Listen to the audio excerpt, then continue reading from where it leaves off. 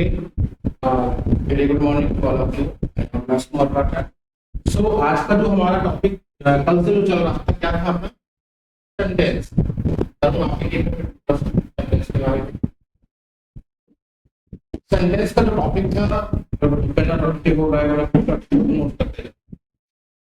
Topic था क्या था, वाक्य क्या था कि हमें जो भी अपना एक्सप्रेशन करते हैं, जो भी हम अपना थॉट सामने वाले को बताते हैं तो किसी न किसी वाक्य के माध्यम। अब सेंटेंस में यदि बात करते हैं उसके टाइप की, सेंटेंस की आवश्यकता क्यों पड़ी? सेंटेंस की आवश्यकता इसलिए पड़ी कि जब भी हमें कोई चीज में आपस में कम्युनिकेशन करना, वार्तालाप करना है, इसके में हमको सेंटेंस की आवश्यकता, वाक्य की आवश्यकता। अब किस चीज को सेंटेंस कहेंगे? मैंने बताया था कल की क्लास में कि sentence is a group of words to complete meaning of sense. Its arrangement का complete meaning of sense. Sentence तब कहेंगे तीन कंडीशन। पहला है ग्रुप होना चाहिए शब्दों का, दूसरा है व्यवस्थित ग्रुप होना चाहिए, और तीसरा है उससे कोई ना कोई अर्थ निकले या मीनिंग निकले, तब उसे हम सेंटेंस कहते हैं। अगर इन तीन में से कोई एक चीज व्यवस्थित नहीं है या फॉलो नहीं कर रहा तो वो सेंटेंस की कैटेगरी में नहीं हो सकता, वो सेंटेंस की कैटेगरी में नहीं हो सकता।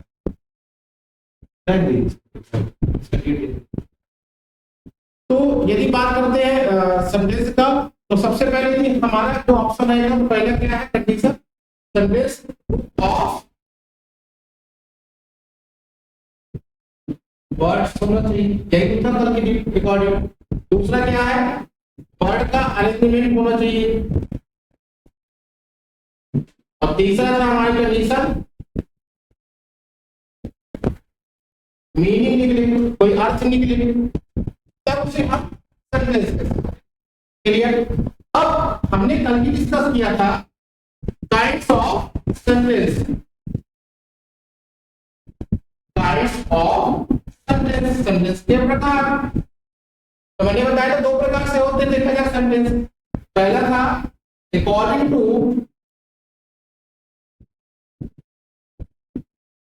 Structure,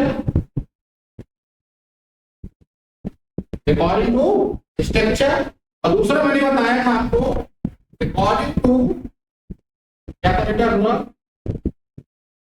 according to meaning. Okay, ये तो हमने डिस्कस कर लिया। आज हम इन्हीं को एक करके और समझेंगे, इसके आगे और ठीक। तो पहला है अकॉर्डिंग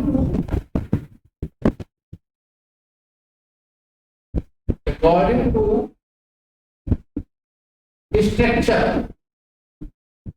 अकॉर्डिंग टू स्ट्रक्चर। बनावट क्या था, आपने हिंदी में क्या कहते हैं इसको, बनावट। तो इसके अकॉर्डिंग कितने थे? तीन थे, सिंपल, कंपाउंड और कॉम्प्लेक्स। इसके आधार पे, बनावट के आधार पे, क्लियर? सिंपल, कंपाउंड और कॉम्प्लेक्स। सिंपल मतलब हिंदी में कहते हैं इसको सरल वाक्य, संयुक्त वाक्य, और कॉम्प्लेक्स मतलब क्या हो सकता है, मिश्रित या जटिल वाक्य।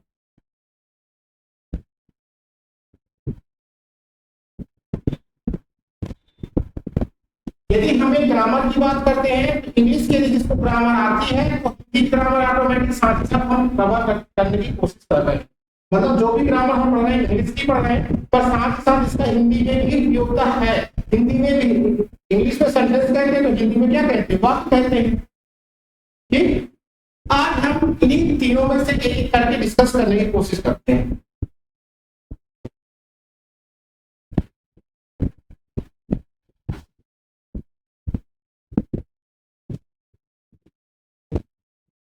पहला है simple sentence,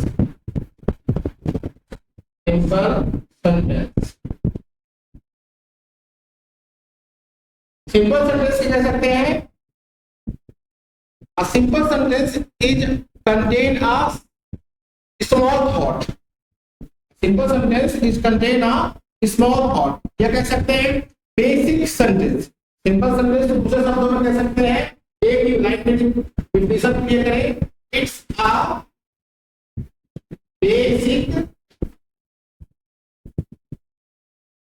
sentence. It's a basic sentence to express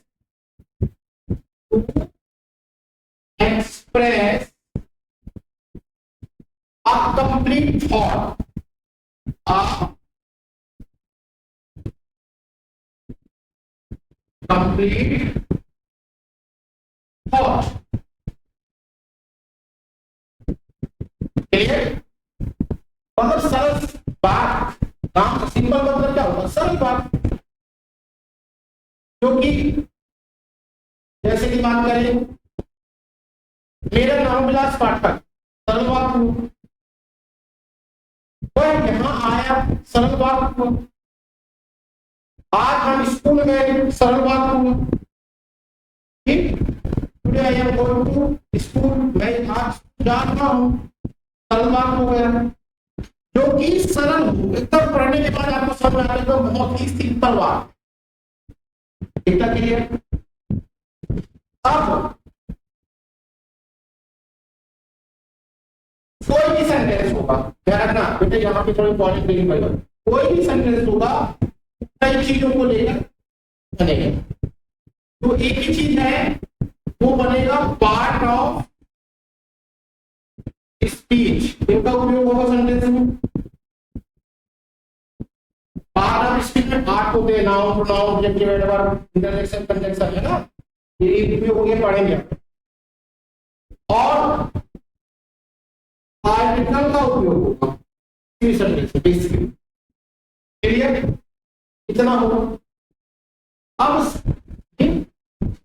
उसमें से घर जाकर आपके पास वीडियो तो आई जाती है, तो राइट वाला वर्क जो है मैं घर में करते हैं, यहाँ पे समझने इतना समझ रहा हूँ। मतलब आपके लिए अगर मैं चीज को हम एक्सप्रेस कर रहे हैं 100% में, अगर मान लो 50% आपको यहाँ पे समझ में आ गया, तो जो राइटिंग वाला वर्क है, जब आप घर में बैठ के वीडियो चालू करके आराम से देखते रहना, उस टाइम आपका जो 50% होगा।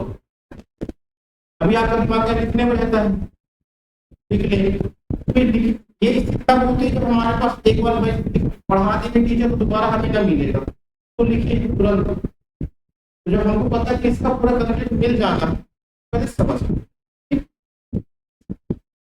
तो सिंपल सेंटेंस बेसिक सेंटेंस कहलाता है, एकदम सरल सेंटेंस कहलाता है, सरल बात कहलाता है। क्या करता है? Express complete thought. ऐसा बात है तो उसी बात को पढ़ने के बाद पूरी थॉट, पूरी नॉलेज, पूरा उसका कंक्लूजन, एक ही बात उस बात को पढ़ने के बाद निकल आता है, वही होता है। जैसे मैं आज मैं लड्डू खाया, तो सरल बात है, पूरा मतलब निकल गया कि आज क्या खाया। आज मैं कचौड़ी खाया, सरल बात, मतलब एक और पढ़ो आपको पता चल जाए क्या क्या है।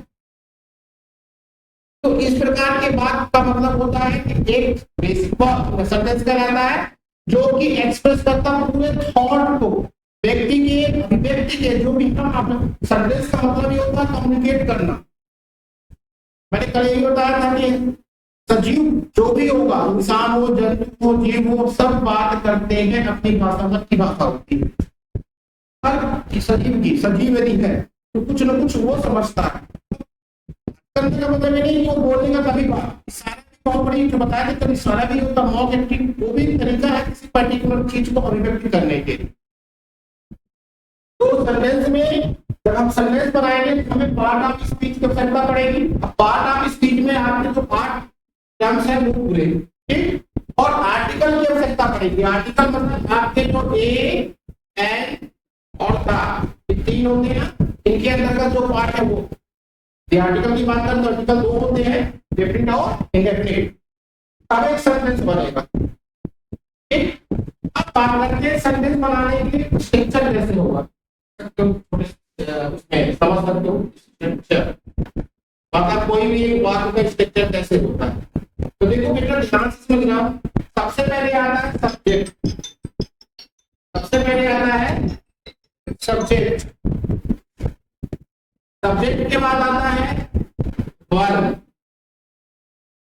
सब्जेक्ट के बाद आता है वर्ब, ठीक, और आता है अगला ऑब्जेक्ट। क्या आता है? एक तो ये होगा। दूसरा कंडीशन हो सकता है सब्जेक्ट का है,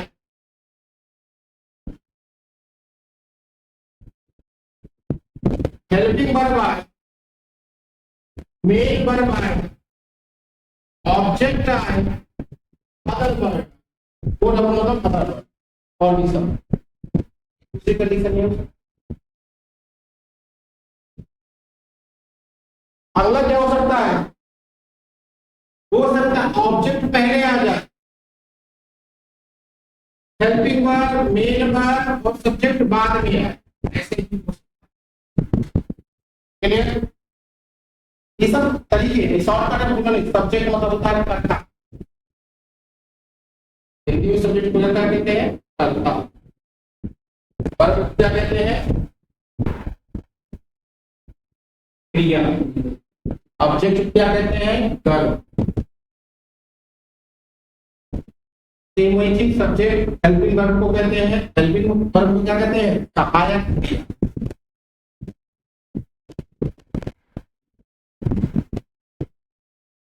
मेन वर्ब को कहते हैं मुख्य क्रिया। ऑब्जेक्ट वही बात सही। आई होप आपको क्या समझ में आ रहा है। तो हम जब किसी बात को बनाएंगे तो ये स्ट्रक्चर, इस प्रकार के स्ट्रक्चर को फॉलो करेंगे। अब ये स्ट्रक्चर सर कहाँ कहाँ फॉलो होगा, इस तरह के स्ट्रक्चर सर कहाँ कहाँ, अब इससे स्ट्रक्चर आपको पूरे ग्रामर में करना पड़ेगा। कोई भी बात बनाओगे तो आपको इस प्रकार के स्ट्रक्चरों का उपयोग कर, फिर आप चाहे सेंटेंस पढ़ो, टेंस पढ़ो, मॉडल पढ़ो या एक्टिव रिएक्टिव पढ़ो, डिटरमिनेशन पढ़ो, डायरेक्ट इनडायरेक्ट पढ़ो, हर जगह आपको इनकी आवश्यकता पड़ेगी। आई होप आपको इतना समझ में आ गया। अब एक एग्जांपल देते हैं, ठीक है, सिंपल वर्ड।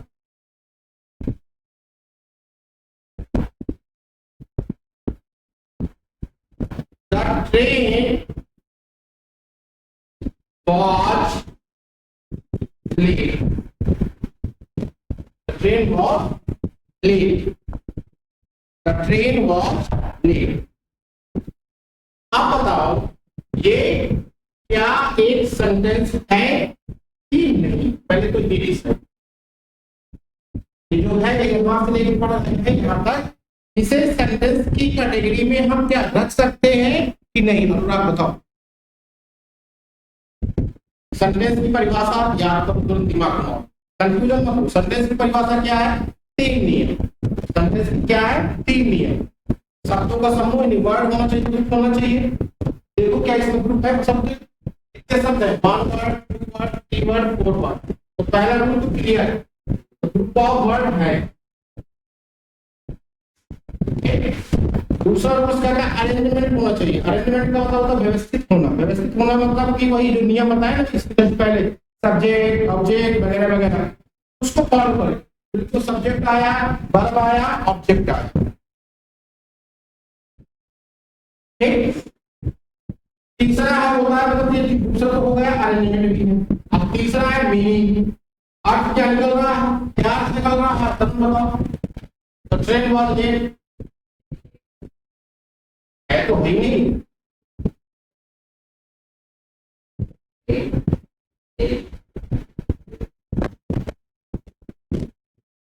देखो अगर इस तरह के आप क्वेश्चन हो रहे हैं, ये वर्तमान की जानकारी बताओगे कि आज तुरंत तुरंत की बात हो रही है, यदि साथ में ही एम आर है और बाद वाला आ रहा है,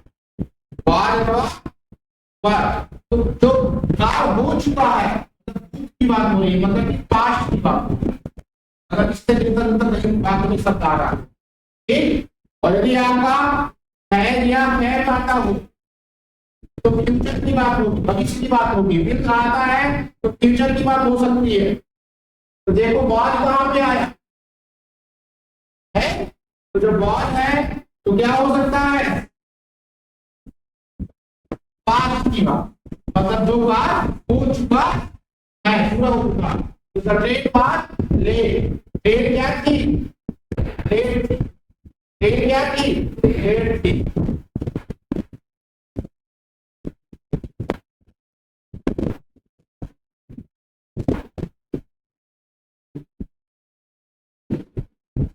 ट्रेन लेट थी। सरल बात है, एकदम सरल बात है। इतने पढ़ने सुनने के बाद समझ में आ गया ना। आप में से बोले क्या बात है पाठक सर, आज तो आप देरी से हैं, क्यों? तो मैं क्या बोलूं, द ट्रेन वॉज लेट। आपको तुरंत समझ में आ गया ना। कोई घुमा फिरा के क्या बात हुआ, एकदम स्ट्रेट फॉरवर्ड सरल बेसिक है भैया ये चीज था। अगर हमें ऐसे बात जहां पे सरल शब्दों का उपयोग हो रहा हो, एक लाइन में हो जाए, ज्यादा लंबा चौड़ा बात हो, तो सिंपल वाक्य सिंपल ट्रेनिंग के अंतर्गत होता है। बोलो समझ में आया इतना? आगे बढ़ते हैं। अब देखो थोड़ा सा इसको और समझ लेते हैं। इस पूरे वाक्य में सिंगल कह सकते हैं, इसको कह सकते हैं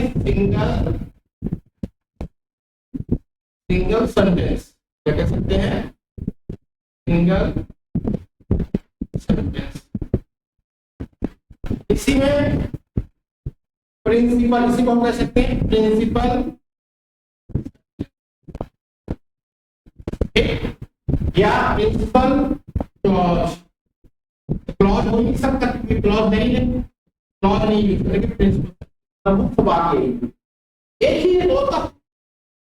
तो ध्यान रखना, जो सिंपल बात होगा वो हमेशा यूनिक होगा, अकेला होगा। सब ठीक बता दिया। इससे आप दूसरे घंटे में बताते हैं।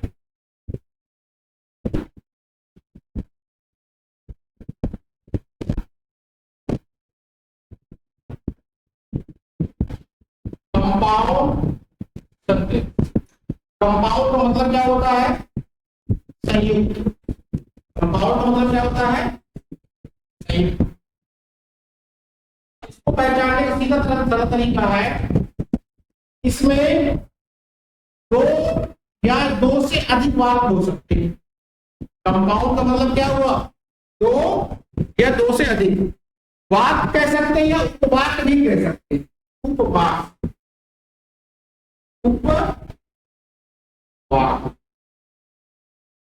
उपवाक्य किसे कहते हैं? एक प्रधानमंत्री होता है, एक उप प्रधानमंत्री होता है, एक सरपंच होता है, एक उप सरपंच होता है। क्या काम है वो? जब सरपंच नहीं होगा तो उप सरपंच काम, मतलब सरपंच से थोड़ा सा छोटा। अब कंपाउंड में क्या है कि दो बात हो सकते हैं। कितने बात हो सकते हैं? दो, दो से अधिक भी हो सकते हैं। अपन अभी दो को लिख सकते हैं, ज्यादा लिखने नहीं जाते। जब किसी सेंटेंस में दो वाक्य हो और दोनों वाक्य किसी के माध्यम से जुड़े हैं, किसी के माध्यम से जुड़े हैं, उन्हें हम कंपाउंड सेंटेंस की कैटेगरी में रखते हैं। वाक्य को इंग्लिश में क्या कहते हैं?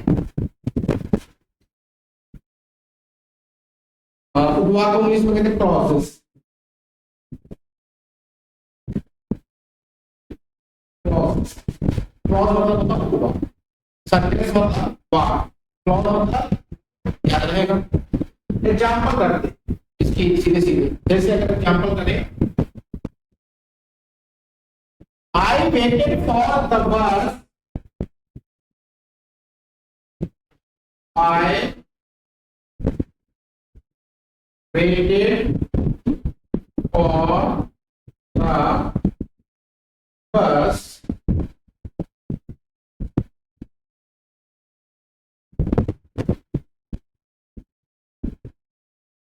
but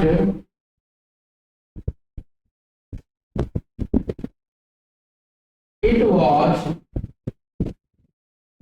late, but it was late। अब देखिए ये भी क्या है? सेंटेंस। सेंटेंस नहीं है, सेंटेंस है कि नहीं है? अब देखो पहले हमने दो देखा था कितना छोटा सेंटेंस, यस या नो, और छोटा सेंटेंस था ना। अभी का जो सेंटेंस है काफी बड़ा है। क्लियर? तो जो अभी का सेंटेंस काफी बड़ा, तो उसमें क्या हुआ ध्यान रखिएगा। सेंटेंस है कि नहीं मैंने देखो पहचान ले। आई वेटेड फॉर द बस, मैंने बस का इंतजार किया, लेकिन क्या थी बस? लेट थी। लेट थी। कौन लेट थी? बस। मैं बस का इंतजार किया किंतु बस लेट थी। बात है, पर इसको सरल बात कह सकते हो। अगर एक बार बस बस बात नहीं सरल बात है। अब देखिए जहां मुझे मैं नहीं आ रहा, मैं उसका इंतजार किया किंतु बस लेट थी। थोड़ा सा कंपाउंड में बड़ा सा बात हो गया। अब कंपाउंड में क्या होता है, जब कई क्लॉज या दो या दो से अधिक क्लॉज आपस में जुड़ के संयुक्त हो और कोई अर्थ का ज्ञान प्राप्त हो, तब उसे हम बात समझो। आई वेटेड फॉर द बस, एक क्या कहते हैं, इट वॉज लेट।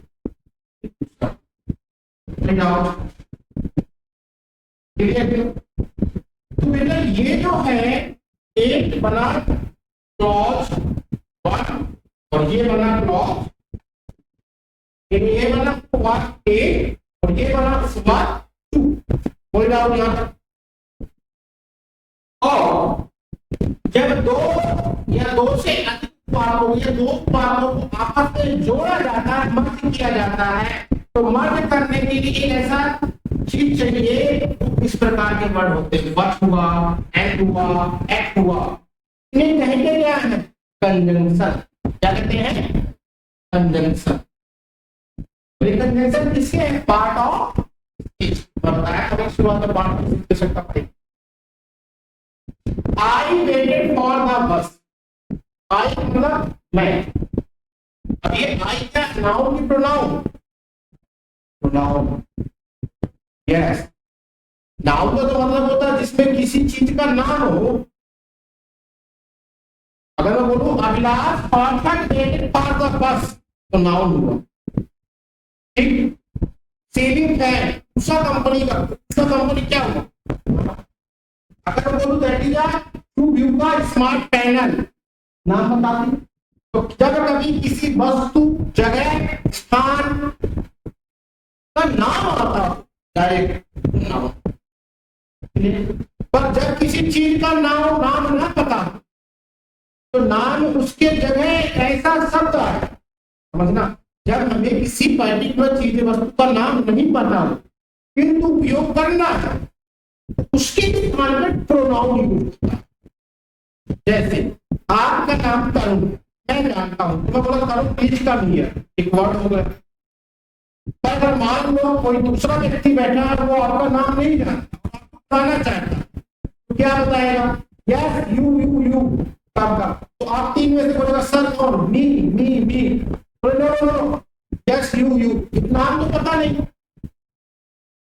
तो जब हमें नाम नहीं पता होता तो क्या करते हैं? नाउन की जगह प्रोनाउन यूज करते। यहाँ पे क्या किसी का नाम लिखा आई, तो मैं आई हो जाऊंगी। अगर चलो मैं शांत हो तब पढ़ो आप क्या लिखा, तो कौन इंतजार कर रहा था? मैं की तब अगर बोलता अभिलाष पाठक मतलब मैं इंतजार कर, अब मैं पढ़ूंगा आई तो मैं इंतजार करने लगा। अब यदि आप पढ़ोगे तो आप इंतजार करोगे इस सेंटेंस के अकॉर्डिंग। समझ आ गया? चलो ज्यादा समय नहीं देते, आगे बढ़ते। I waited for the bus but it was late, किंतु वह लेट।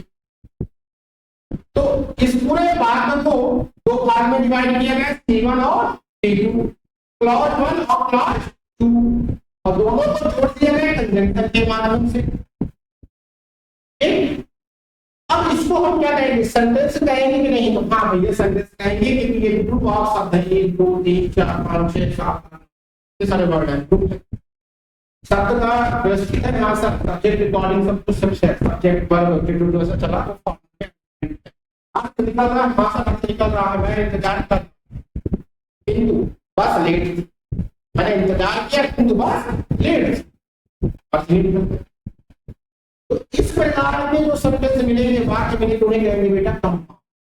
और कंपाउंड की दूसरी पहचान हमेशा ध्यान रखना, हमेशा वो किसी न किसी कंजंक्शन के माध्यम से जुड़े होंगे। जैसे बट हुआ, एंड हो सकता है, यट हो सकता है, बिकॉज हो सकता है, देयरफॉर, ऐसे करके बहुत चीजें हैं जिनके माध्यम से जुड़े। ठीक है, I waited for the bus it was a late. ठीक, अब यहाँ पे थोड़ा सा नई चीज, इतना समझ में आया कि नहीं आया बताओ? आ गया करूँ कुछ पक्का? अब यहाँ पे बेटा दो प्रकार के क्लॉज होते हैं। क्लॉज कितने होते हैं? मैंने सेंटेंस बताया कितने हुए, दो प्रकार के होंगे, फिर अलग अलग पार्ट। क्लॉज भी दो होते हैं। एक होता है बेटा प्रिंसिपल क्लॉज,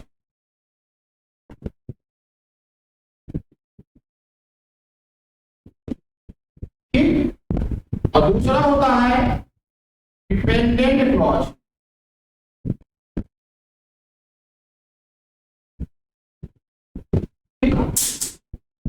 एक होता है प्रिंसिपल क्लॉज, एक होता है प्रिंसिपल क्लॉज और एक होता है डिपेंडेंट क्लॉज। क्लियर बेटा? प्रिंसिपल को हम इंडिपेंडेंट क्लॉज भी कहते हैं।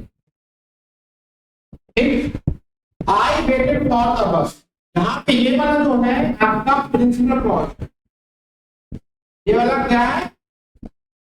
और इट वाज अ लेट, ये आपका डिपेंडेंट क्लॉज। मतलब ये जो है इसके ऊपर इट वाज द बस, तो ठीक है, बस का इंतजार किया मैं, पर क्यों किया? क्योंकि वो लेट। इस प्रकार की आई होप आपको समझ में आ गया। अब यहाँ पे देखो लॉजिकल बात करें, आई वेटेड फॉर द बस, ये भी इंडिपेंडेंट क्लॉज कहलाएगा और ये डिपेंडेंट, ये भी इंडिपेंडेंट कहलाएगा। इट वाज ओनली, कोई किसी पर निर्भर नहीं है, यहाँ पे मिस कर दिया, डिपेंडेंट नहीं इंडिपेंडेंट नहीं। इट वाज ओनली, कौन लेट था? बस late. I waited the bus, मैं भी स्वतंत्र था, कोई एक दूसरे के ऊपर निर्भर नहीं। दोनों दोनों क्लॉज क्या है? इंडिपेंडेंट। ये वाला भी इंडिपेंडेंट है, कभी इंडिपेंडेंट हो सकता है और कभी डिपेंडेंट। आई होप आपको थोड़ा समझ में आगे बढ़ते हैं।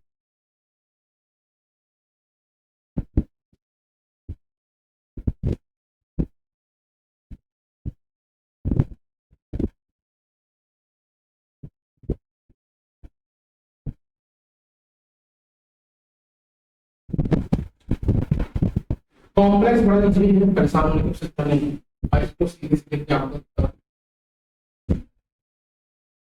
कॉम्प्लेक्स क्या होता है? एक से ज्यादा, एक से ज्यादा डिपेंडेंट वाक्य, एक से ज्यादा डिपेंडेंट वाक्य या एक से ज्यादा वाक्य से हम कहेंगे कॉम्प्लेक्स। अभी क्या था? डिपेंडेंट, और एक से ज्यादा क्या हो जाए? उपवाक आ जाए, उसे हम निश्चित या उपवाक। जैसे मैं लेट हुआ या मैं लेट, बस आई वेटेड था, बस मैंने बस का इंतजार किया किंतु बस लेट थी, वह लेट थी, देयरफॉर इसीलिए मैं समय पे नहीं आ पाया। देखो, मैं बस का इंतजार किया किंतु वह लेट थी, इसी वजह से मैं समय पे नहीं आ पाया। इतने बड़ा वाक्य मिलेगा तो आंख बंद करके इसको क्या बना दोगे? कॉम्प्लेक्स। क्या बनाओगे? I waited for the bus but it was late, compound दूरी। अब दो से ज्यादा हो जाए, जब दो से ज्यादा हो जाएंगे तो मिश्रित हो जाएगा, सिंगल रहेगा तो सिंपल, जब दो रहेंगे तो कंपाउंड, और जब दो से ज्यादा बन जाए कॉम्प्लेक्स। याद रहेगा, भूलेगा तो नहीं? देखो यहाँ पे जो I waited for the bus but it was late, therefore I will not come to in the time. तीन बात हो गए ना? अब तीनों बात एक दूसरे से कनेक्टेड है कि नहीं है? मैं इंतजार करता रहा बस, किंतु बस लेट थी सर, इसी वजह से मैं आपके पास समय पे नहीं आ पाया। कॉम्प्लेक्स बोलो बन जाएगा पक्का? क्यों?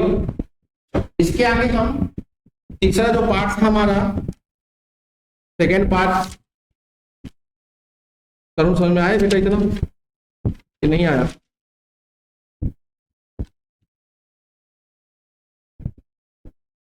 कॉम्प्लेक्स तो बन जाएगा ना? दूसरा हमने सेंटेंस क्या पढ़ा था बेटा? अकॉर्डिंग टू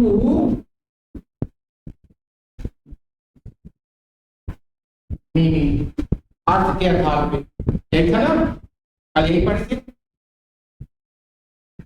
लगा है बेटा, कितने होते हैं? 5। कौन कौन से? असर्टिव,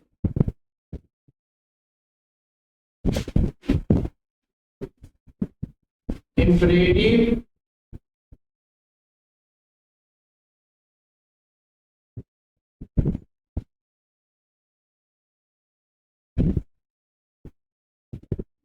ऑप्टेटिव,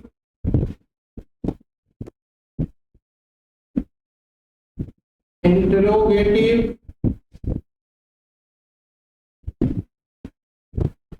और लास्ट एक्स्ट्रा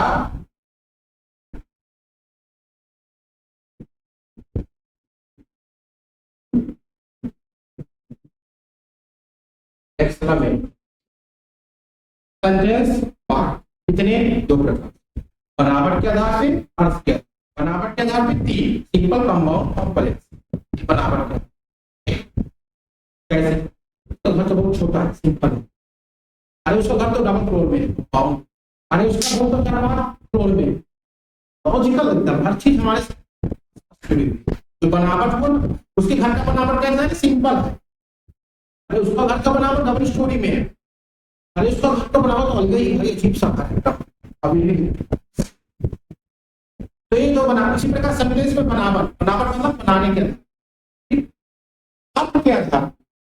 अरे भाई उसका घर जो स्वीकारात्मक है, अच्छा असर्टिव मतलब स्वीकारात्मक, ठीक है, ठीक है। तो 3-5 होते हैं, असर्टिव, इंपरेटिव, ऑप्टेटिव, इंटरोगेटिव और एक्सक्लेमेटिव। तो चलिए हम स्टार्ट करते हैं। पहला है असर्टिव।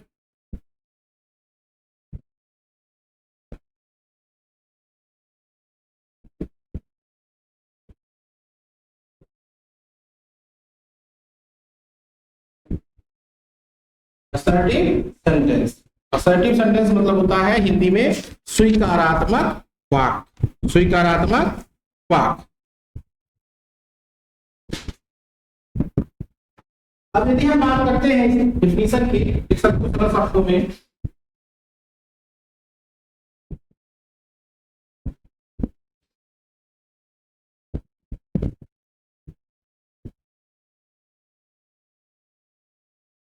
इट्स मेक a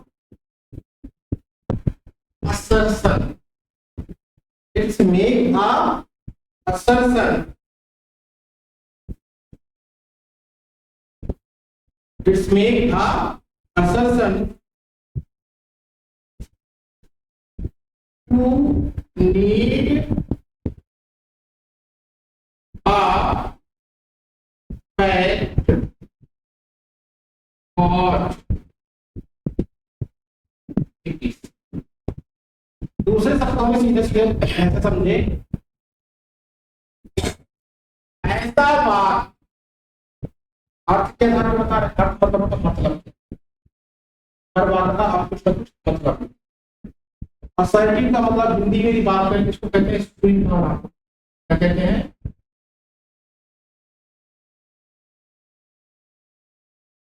ऐसा वाक्य जिसे एक्सेप्ट किया जा सके, जिसे स्वीकार किया जा सके, वो होता है असर्शन, या असर्शन मतलब तो स्वीकार करना, करना, एक्सेप्ट करना। तो ऐसा वाक्य जिसे हम एक्सेप्ट कर सके वो हमारा assertive sentence.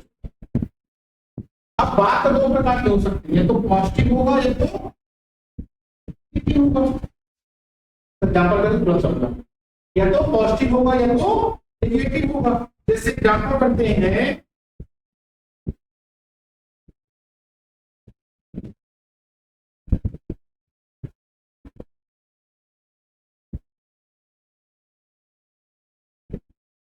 Salon went to Diva as a okay। Tarun went to river yesterday, मतलब तरुण कल कहाँ गया? रिवर। स्वीकार करो कि नहीं करो? तरुण की जगह आई है तो प्रोनाउन हो जाता। अब तरुण क्या है यहाँ पे? नाउन है, नाउन हो गया। फिर बाकी क्रियाएं हो गई, वेंट गो वेंट गॉन, जाना। रिवर कोई प्लेस हो गया, जगह का नाम। yesterday मतलब बीता हुआ कल होता है। तो कल क्या हुआ? कल में रिवर कौन गया था? तरुण गया था। कहाँ गया था? रिवर। स्वीकार करो कि नहीं करो? अभी कौन सा बात होगा? पॉजिटिव की नेगेटिव? ठीक, कंटिन्यू कर। तरुण not went to river yesterday, negative. Tarun river नहीं गए। दोनों को स्वीकार करना नहीं करोगे। मैं बोला कि तरुण रिवर कल गया, मैं बोला कि तरुण कल रिवर नहीं गए, इस प्रकार के लिए मिलते जुलते बात आए जिसे हम पढ़ने के बाद समझ लेंगे, स्वीकार किया जाए। अच्छा, जाम कैसे आता? चेंज करने के लिए कि सिंपल से कंपाउंड बनाओ, कंपाउंड से सिंपल बनाओ। असर्टिव है उसको इंपरेटिव बनाओ, तो इंपरेटिव को ऑब्जेक्टिव बनाओ। इस प्रकार की बात बनाने के बाद जैसे मैं बोलूं कि अभिलाष पाठक went to बरही yesterday, गए थे कि नहीं गए थे? क्यों अनुराग? कल हम बरही गए थे कि नहीं गए थे? स्वीकार करने उस दिन देखा कि हाँ गए थे। तो जिस शब्द को स्वीकार कर सकते हैं वो हमारा बन जाएगा। नियम वही है, उसने बताया सब्जेक्ट आएगा, मॉडल आएगा, वर्ब आएगा, ऑब्जेक्ट आएगा, स्ट्रक्चर, तुम यही चीज को फॉलो आगे बढ़े। दूसरे एग्जाम्पल करते हैं, ठीक है आगे।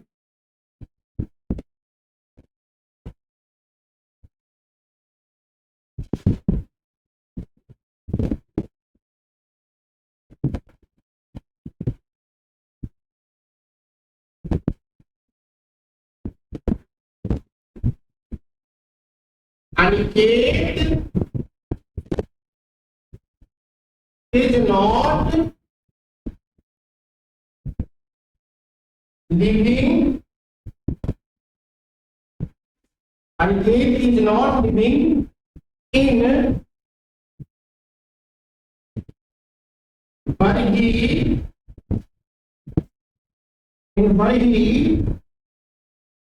these days.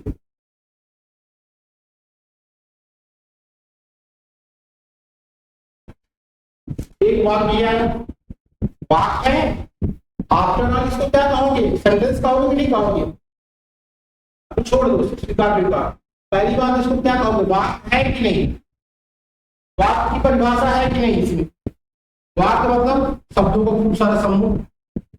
ये आप किया करो करके थोड़ा सा ना लिख लिए, तो उसको दिमाग में स्मरण किया करो।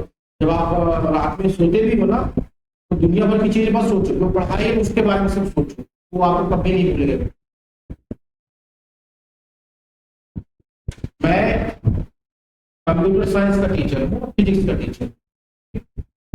कंप्यूटर साइंस मतलब कि मैंने एमसीएमटे और फिजिक्स पढ़ा रहा हूँ, कि फिजिक्स और इंग्लिश पढ़ा रहा हूँ। क्यों पढ़ा रहा हूँ? क्योंकि मेरा एक लगा पढ़ना, ये मुझे आज भी याद है, जो मैंने पुराना पढ़ा, और इसके बाद जैसे जैसे मेरी पढ़ाई में होती है मेरा इसमें इम्प्रूवमेंट होता है। तो मैं इंग्लिश का टीचर नहीं हूँ कि मैं अंग्रेजी से कर किया हूँ या कुछ नहीं किया, इंग्लिश में कुछ नहीं पढ़ाई। हाँ, श्री गणेश जब से हुआ मेरा एजुकेशन वो इंग्लिश मीडियम में, ठीक, पर मेरी इंटरेस्ट है, मैं इंग्लिश में पढ़ाता हूँ, हिंदी भी पढ़ाता हूँ, इंटरेस्ट है मेरा हिंदी में, शायद बेहतर हिंदी पढ़ाता हूँ। मेरा छंद सोचा सब, संस्कृत भी अच्छी पढ़ाता हूँ,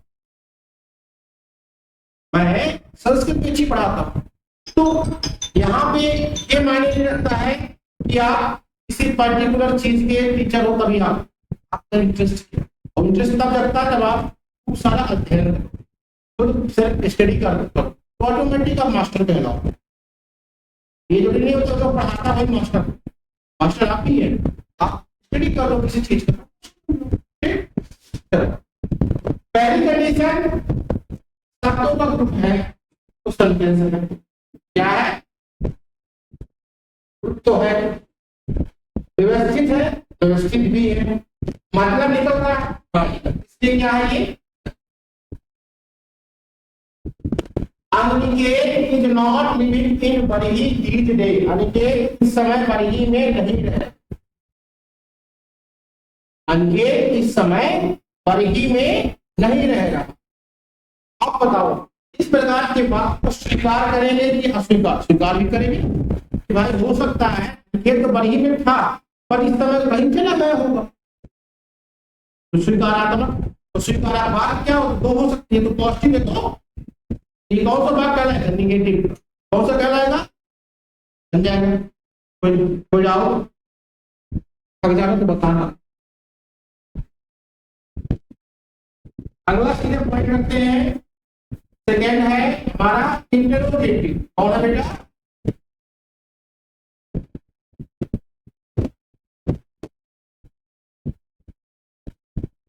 इंटरोगेटिव का मतलब प्रश्नवाचक। प्रश्नवाचक ऐसा बात जिसको पढ़ने के बाद, देखने के बाद, सुनने के बाद हमें ये अभिव्यक्ति हो, हमें ये महसूस हो कि अगला पर्सन प्रश्न पूछे। जिसे वहां भी क्या था?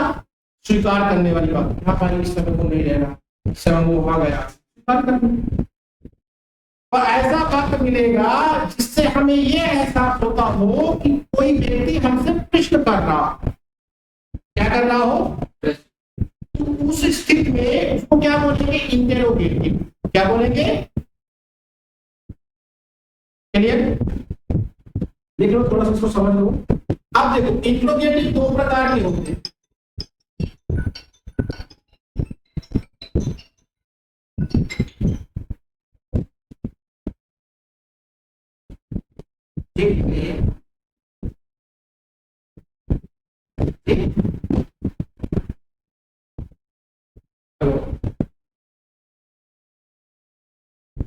अब इंटेरोगेटिव दो प्रकार से।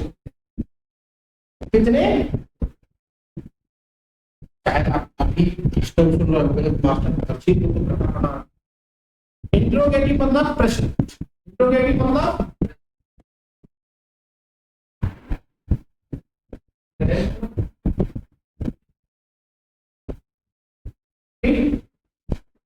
प्रश्न वाचक। बात करें तो लिखेंगे and we need some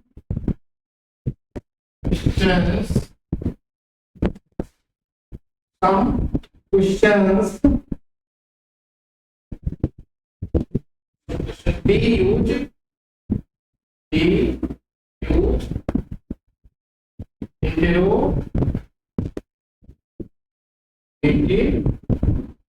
sentence.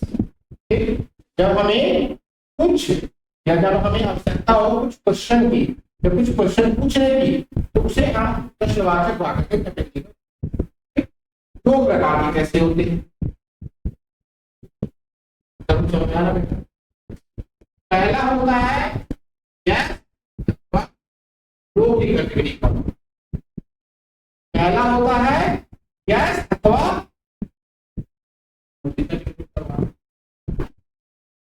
ठीक, पहली कंडीशन ये है। और दूसरा होता है बेटा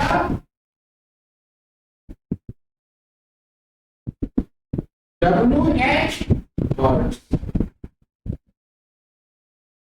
WH वर्ड्स।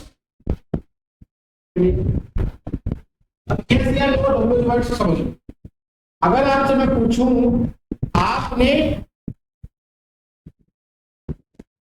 खाना खा के आए हो, या आप खाना खा के आए हो कि नहीं, कुछ नहीं मालूम। या आप होमवर्क करके आए हो कि नहीं, तो क्या बोलोगे?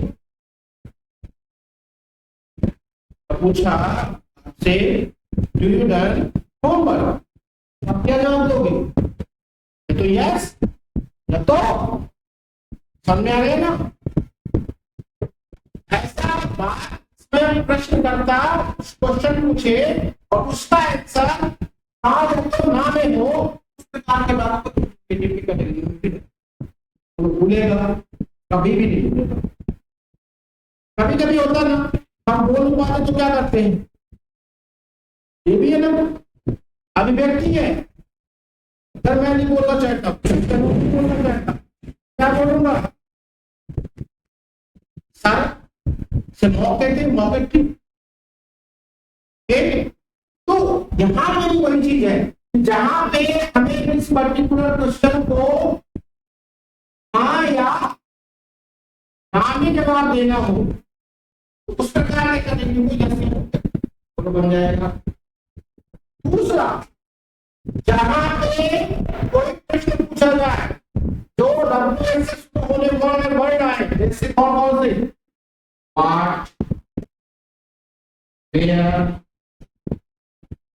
then, what, who, whose, how, आदि। अब देखो WN ये थोड़ा सा, तो ये डब्ल्यू जो वर्ड होता है, बाकी चीजों में when you are going, तो जहां पे इस तरह के शब्द आए, वर्ड से शुरू हो, वेयर से शुरू हो वर्ड, वो भी हमारा इंट्रोगेटिव होता है। तो हम कह सकते हैं इंट्रोगेटिव दो प्रकार के होते हैं, जिसका जवाब यस या नो में हो और जिसका प्रश्न डब्ल्यू से बन जाएगा। पक्का इसका एग्जाम्पल कर लेंगे, तो समझ में आ जाएगा। और क्वेश्चन कैसे करते हैं, do you read any newspaper, any news, अब बताओ ये क्या सही है मेरा इंट्रोगेटिव के according? Do you read any news paper, इसको प्रश्नवाचक बात कहोगे कि नहीं कहोगे? क्यों है तो प्रश्नवाचक, कंफर्म प्रश्नवाचक। तो सेकंड रूल हो गया, फर्स्ट रूल वाला काम करेगा। Do you read any news paper, इसका मतलब क्या हुआ? क्या तुम या क्या आप कोई भी अखबार पढ़ते हो? प्रश्न पूछा मैं आपसे, क्या कोई आप अखबार पढ़ते हो? क्या बोलोगे? हाँ या तो yes sir I read a newspaper, no sir I not read a newspaper, जवाब मिला। लेकिन अभी ये इंट्रोगेटिव पूर्ण नहीं है, क्यों भाई? क्योंकि साइंस में एक प्रश्नवाचक वाला साइन लगेगा, है ना? प्रश्नवाचक साइन लगेगा, ठीक? चलो इसका आंसर क्या हुआ? या तो यस या तो ये भी इंट्रोगेटिव सेंटेंस। अगला करते हैं तो और इजीली आपको समझ में आ जाएगा।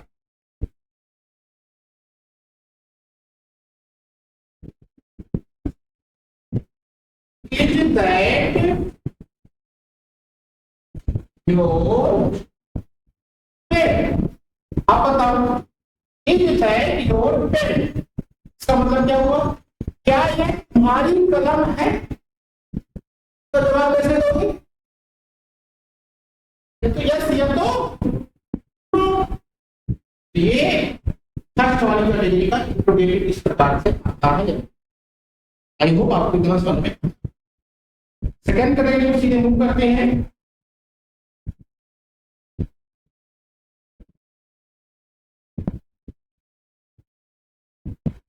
जैसे एग्जांपल करते हैं सीधे point point question, who invented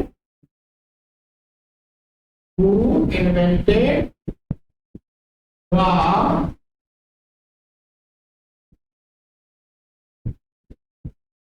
computer?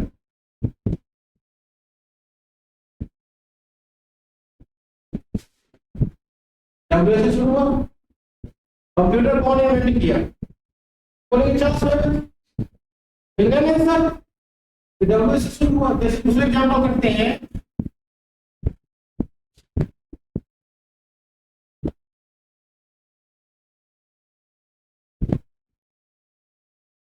who changed the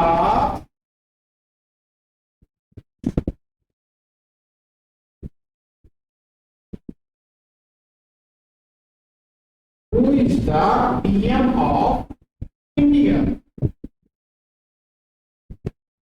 question क्या है कि भारत का प्रधानमंत्री कौन है? उसका जवाब बताओ मुझे, यस या नो करोगे। लॉजिक, जिस क्वेश्चन में हमें यस या नो में काम हो जाता है एक वो होता है, और जिस क्वेश्चन का पूरा जवाब देना पड़ता है एक वो भी प्रश्न होता है। जिस क्वेश्चन में यस या नो में जवाब होता है उसमें डब्ल्यूएच का कोई वर्ड यूज नहीं होता प्रश्न पूछते समय, और जिस क्वेश्चन का पूरा जवाब देना होता है उसका जो प्रश्न होता है वो डब्ल्यूएच से शुरू होता है। ठीक है, Who is the PM of India? क्या बोलेंगे, यस या नो? जवाब देंगे mister Narendra Modi is the PM of, पूरा डिस्क्रिप्शन क्लियर। दूसरा एग्जांपल देते हैं,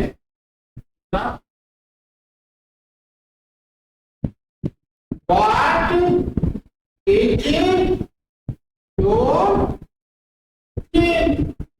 क्या बोलोगे, यस या नो? नहीं बताओगे sir my name is Vilas Popat, sir my name is Tarun Gupta, sir my name is Ankit Agarwal, और एक नाम दो, पूरा डिस्क्रिप्शन दिए। तो ये होता बेटा डब्ल्यूएस से शुरू होने वाले वर्ड। समझ में आया? इसके अलावा आप कुछ और भी डब्ल्यूएस वर्ड है, मैं एग्जांपल करा देता हूं, आप घर पे जाके नोटिस कर लीजिएगा तो आपको समझ में आ गया होगा। समझ में आया कि नहीं है?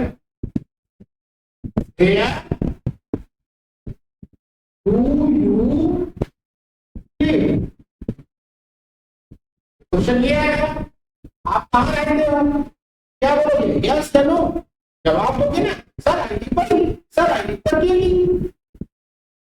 तो इस प्रकार के जो वर्ड हो डब्ल्यूएच से शुरू हो सर उसे भी प्रश्नवाचक कहते हैं, लेकिन जो डब्ल्यूएच जो भी वर्ड उसका पूरा आंसर लिखा जाता है, और जो यस या नो वाले होंगे उसका क्वेश्चन तो डब्ल्यूएच से शुरू हो जाएगा, फिर डब्ल्यूएच से शुरू नहीं होगा, लेकिन उसका जवाब यस या नो में रहेगा। तो समझ में आया? बोलो श्री रामचंद्र की जय। नेक्स्ट क्लास में हम जो बच्चे हैं दोनों इनको इंपरेटिव, ऑब्जेक्टिव और एक्सक्लेमेटरी इनको कवर करेंगे।